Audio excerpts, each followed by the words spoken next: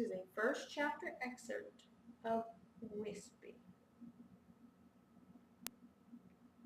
Steel Rainbow Block. Stardate, November 20th, 2011. So we have sunshine again today. I hate sunshine. It makes most people happy, but I have never liked it. It's too insistent on being bright and cheery. It gives people the wrong idea about what life is like. Sunshine is a liar, a manipulator of people's mental and emotional states. It steals their reason. Sunshine sucks. The cursor sat there, blinking at me, almost as if to say, "Well, come on, stupid, is that the best you've got?" I sighed, exasperated, and leaned back in my chair. Tony had warned me when I started this blog that I was setting myself up. I could still see him sitting across from me with his calm black eyes, smiling but taunting me at the same time. "Man, you have to have something to say every day, and I need something people want to hear. Otherwise, you're wasting everyone's time, and no one will read you. I don't think you can handle the pressure, bro." Wow, people did want to read me. First a handful picked up on my site, then dozens, hundreds, and now thousands were dropping in every day to hear what I had to say.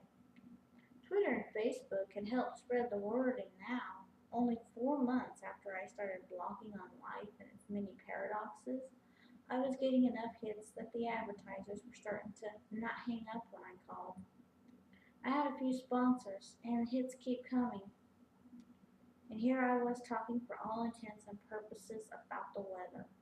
Lame. I was tired. My brain felt like it was going to cook itself. I was so tired.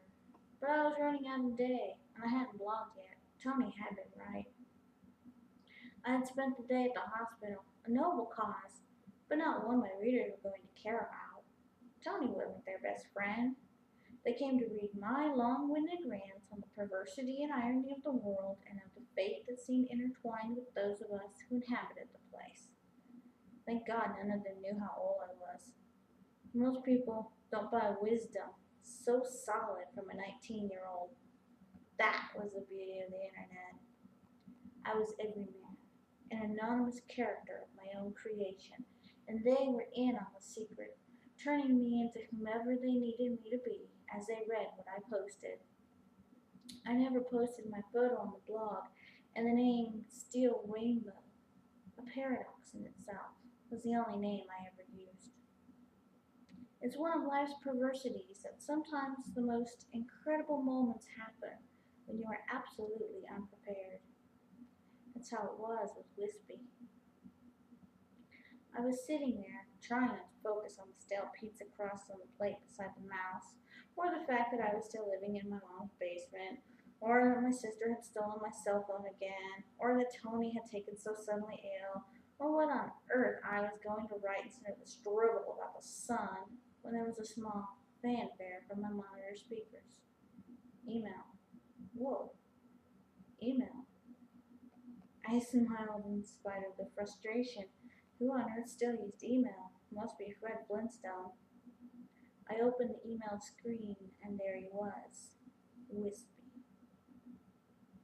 His subject line was simple, close. I opened the email. SR, enjoyed your piece on reincarnation. I wonder if you know exactly how close you really were, until you mentioned your ex-girlfriend coming back as a fire hydrant in a poodle-infested neighborhood. I was beginning to think you had inside information. Very intriguing indeed. Sorry to hear about your friend. Don't worry, he'll be fine.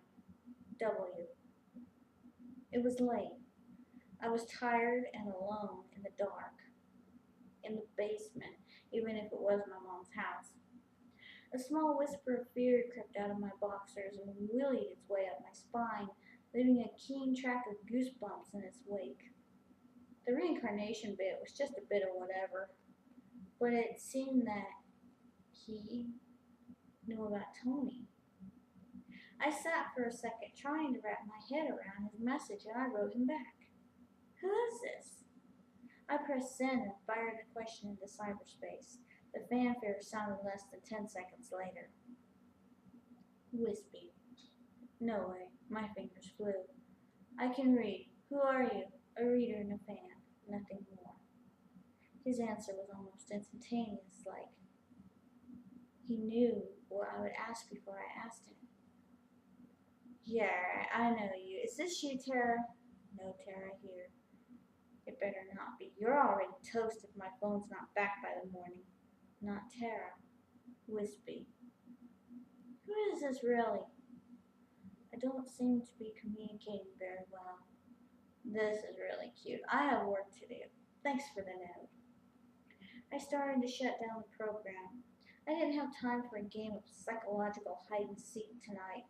Some people just needed a life of their own, not to try and rent off bits of mine by trying to create some weird tension relationship so they could boast to their friends that they were tight with a blog star in the local area.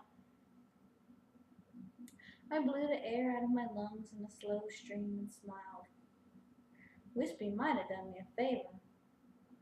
I was going to scratch the sunshine crack and write about the perversity of the celebrity stalker whose obsession always created the polar opposite effect from the one they wanted.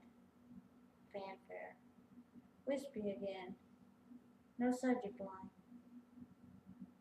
It's lupus. They won't catch it for a few days. It's not common in young men. He'll get treatment and he'll be okay.